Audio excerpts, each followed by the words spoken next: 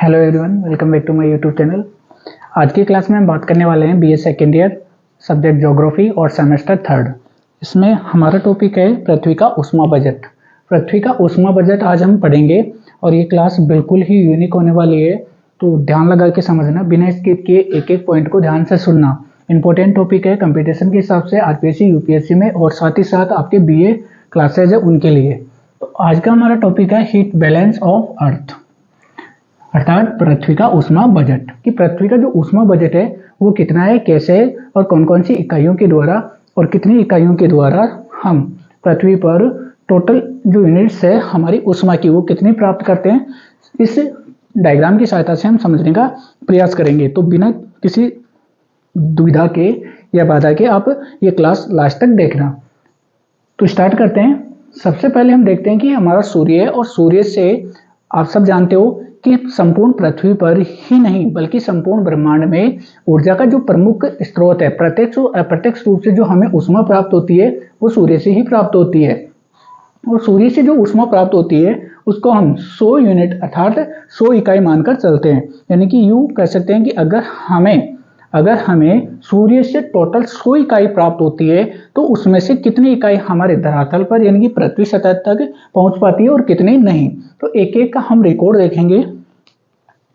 तो सबसे पहले देखते हैं कि सूर्य से 100 इकाई निकलती है। 100 इकाइयों में से यानी कि कुल इकाई 100 है, उनमें से लगभग 35 इकाई 35 यूनिट से क्या हो जाती है, पुनः अंतरिक्ष में चली जाती है, प्रकीर्णन हो जाता है, उसे हम एल्बिडो कहते हैं। तो ये 35 इकाइयां किस किस माध्यम से एक स्थान से दूसरे स्थान पर ये ट्रांसफर हो जाती है। तो इसमें पहला स्थान आता है देखिए 6 इकाइयां, यानी कि 35 में से टोटल 100 में से 35 इकाइयां प्रकीर्णन के द्वारा पुनः अंतरिक्ष में लौटा दी जाती है। उसमें से 6 जो यूनिट्स है प्रकाश की, उनमें प्रकीर्णन के द्वारा 6 इकाइयां और 27 इकाइयां 27 इकाई बादलों के द्वारा यानी कि क्लाउड के द्वारा पुनः परावर्तित कर दी जाती है। कहने का मतलब यह है कि 100 इकाइयों में से 35 इकाइयां धरातल पर पहुंचने से पहले ही पुनः अंतरिक्ष में लौटा दी जाती है। अब 35 इकाइयों में से 6 प्रकीर्णन के द्वारा और 27 बादलों के द्वारा और 2 इकाइयां पर्वतीय क्षेत्रों में स्थित जो हिमखंड है या यूं कह सकते हैं कि जो ग्लेशियर है उनके द्वारा पुनः लौटा दी जाती है। तो कुल मिलाकर 6, 27 और 2 यानी कि 35 इकाइयां धरातल पर पहुंचने से पहले ही पुनः अंतरिक्ष में लौटा दी जाती है। 100 इकाइयों में से 35 अगर हम घटाते हैं तो शेष बचती है अपने पास 65 इकाई, 65 यूनिट्स हमारे पास बचती है। अब ये 65 इकाइयां किस प्रकार विभाजित होती है वो देखते हैं। इन 65 इकाइयों में से 14 इकाई वायुमंडल द्वारा अवशोषित कर ली जाती है, यानी कि अपने पृथ्वी का जो वायुमंडल है उसके द्वारा सोख ली जाती है। हमने वायुमंडल का टॉपिक पढ़ा था, उसमें हमने चर्चा की थी समताप मंडल की, और समताप मंडल में हमने एक गैस का जिक्र किया था जिसका नाम था ओजोन गैस। सही सुना आपने, ओजोन गैस। ओजोन गैस क्या करती है, सूर्य से आने वाली जो किरणें होती है या यूं कह सकते हैं जो पराबैंगनी अल्ट्रावायलेट किरणें होती है उनसे पृथ्वी की रक्षा करती है। तो ये वायुमंडल के द्वारा 14 यूनिट्स का अवशोषण कर लिया जाता है और शेष जो इकाइयां बचती है वो होती है 51। अब 51 यूनिट्स यानी कि 65 इकाइयां जो बची थी उनमें से 14 अगर हम घटाते हैं तो 51 यूनिट्स हमारे पास शेष बचती है। अब जो शेष इकाइयां हैं वो किस प्रकार डिवाइड होती है या पृथ्वी तक पहुंचती है। इनमें से 51 में से 17 इकाइयां विसरित विकिरण के रूप में धरातल पर प्राप्त होती है, यानी कि 51 यूनिट्स में से 17 यूनिट्स विसरित विकिरण के रूप में धरातल को प्राप्त होती है, या यूं कह सकते हैं कि पृथ्वी को प्राप्त होती है। और 34 इकाइयां प्रत्यक्ष विकिरण के द्वारा यानी कि सीधे तौर पर सूर्य की किरणों के रूप में हमें प्राप्त होती है। यानी कि टोटल जो 100 यूनिट्स थी उनमें से 34 इकाइयां प्रत्यक्ष रूप से धरातल को प्राप्त होती है और 17 इकाई विसरित यानी कि अप्रत्यक्ष रूप से बोल सकते हैं या यूं कह सकते हैं कि रिफ्लेक्शन के द्वारा हमें प्राप्त होती है। कहां पर, पृथ्वी पर। तो 51 इकाइयां कहां प्राप्त हो रही है, हमें पृथ्वी पर प्राप्त हो रही है। टोटल 100 आ रही थी, 100 में से कुछ इकाइयां पहले ही परावर्तित कर दी जाती है।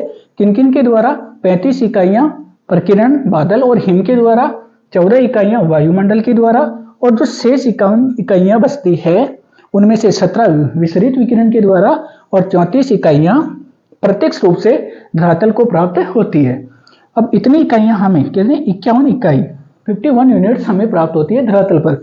अगर ये इकाइयां पृथ्वी अपने पास रखेगी तो पृथ्वी का टेम्परेचर लगातार बढ़ता जाएगा। तो पृथ्वी क्या करती है, इन यूनिट्स को पुनः अंतरिक्ष में भेज देती है अपना संतुलन बनाए रखने के लिए। ये यूं कह सकते हैं कि पृथ्वी का ऊष्मा बजट बनाए रखने के लिए पृथ्वी क्या करती है, इन इकाइयों को पुनः अंतरिक्ष में विसरित कर देती है। तो किस प्रकार करती है वो देखते हैं। तो पार्थिव विकिरण के रूप में पृथ्वी सतह द्वारा खर्च की गई 51 यूनिट, 51 कौन सी, जो सूर्य से ग्रहण की थी, उन्हीं यूनिट्स को पृथ्वी पुनः अंतरिक्ष में छोड़ती है। तो किस किस रूप में छोड़ती है वो देखिए। 51 में से 19 यूनिट संघनन की क्रिया में खर्च हो जाती है, यानी कि जो वर्षा होती है और वर्षा में जो संघनन की क्रिया होती है उस संघनन की क्रिया को संपन्न करने के लिए 19 यूनिट्स का उपयोग किया जाता है। नेक्स्ट है विक्षोभ तथा संवहन की क्रिया को संपन्न करने के लिए 9 यूनिट्स का उपयोग किया जाता है। यानी कि पृथ्वी में ऊष्मा आती है और ऊष्मा से क्या होता है, ताप बढ़ता है, ताप बढ़ने से जलवाष्प की मात्रा बनती है और उसमें जो खर्च होने वाली इकाइयां है वह 19 और विक्षोभ और संवहन के लिए 9 इकाइयां खर्च होती है। इसके अलावा हम बात करें तो ये टोटल हो गई 19 + 9 28, 19 + 9 बराबर 28 यूनिट्स टोटल खर्च हो चुकी है। किसमें से, 51 में से। 51 जो हमने प्राप्त की थी उनमें से 28 तो खर्च हो चुकी है और बाकी जो बची 23 यूनिट्स 23 यूनिट्स वो क्या करती है, पृथ्वी द्वारा विसरित कर दी जाती है, या यूं कह सकते हैं कि अंतरिक्ष में पुनः लौटा दी जाती है। अब ये जो विसरित यूनिट्स है या इकाइयां हैं उनमें से 6 इकाइयां प्रभावी विकिरण की क्रिया के द्वारा अंतरिक्ष में लौटा दी जाती है, या यूं कहते हैं कि खर्च कर दी जाती है, और बाकी जो 17 यूनिट्स है वो अंतरिक्ष में पुनः विसरित यानी कि लौटा दी जाती है। कुल मिलाकर ये जो 51 इकाइयां 17, 6, 9 और 19 ये सभी टोटल कुल मिलाकर 51 यूनिट्स क्या करती है, पुनः अंतरिक्ष में लौटा दी जाती है। कहने का मतलब यह है कि हमने सूर्य से 51 यूनिट रिसीव की और फिर हमने क्या किया, पृथ्वी ने क्या किया, पुनः अंतरिक्ष में 51 यूनिट्स लौटा दी, यानी कि जितनी ली उतनी वापस लौटा दी। और इसे कहते हैं हम पृथ्वी का ऊष्मा बजट या ऊष्मा संतुलन, यानी कि जितनी हमने रिसीव की उतनी वापस आउटगोइंग कर दी, यानी कि जितना लिया उतना वापस दे दिया। और इस क्रिया में आपने नोटिस किया होगा कि पृथ्वी है जितना ताप ली उतना छोड़ दी, यानी कि अपना संतुलन बनाए रखती है। और ठीक इसी प्रकार यह क्रिया लगातार चलती रहती है। सूर्य से यूनिट्स आती है, कुछ पुनः अंतरिक्ष में लौटा दी जाती है, कुछ पृथ्वी के द्वारा रिसीव की जाती है और पृथ्वी पुनः इनको अंतरिक्ष में लौटा देती है। स्क्रीनशॉट ले सकते हो आप इसका। अगर इस टॉपिक में अगर आपके कोई दिक्कत आई तो आप कमेंट करके बता सकते हो कि आपकी कौन सी समस्या है। और हमारा ये टॉपिक बहुत इंपॉर्टेंट था, छोटा है लेकिन इंपॉर्टेंट है। उम्मीद करता हूँ कि आपको ये क्लास समझ में आई होगी, अच्छा लगा होगा। अगर आप और कोई यूनिट देखना चाहते हो, पढ़ना चाहते हो तो कमेंट करके जरूर बताना।